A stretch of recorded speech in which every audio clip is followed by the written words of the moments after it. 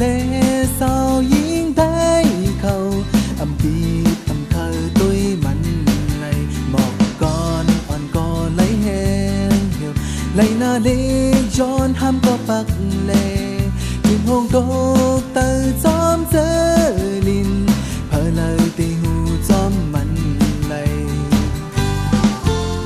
dù tới hôm tôn một con tới tôn một đòm tới mong có đi mà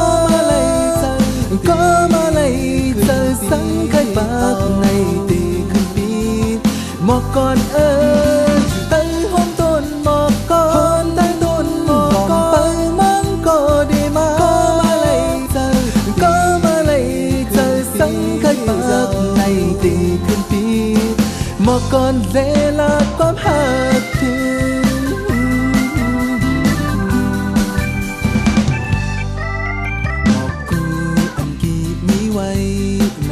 một con có khâu ba nơi từ hôm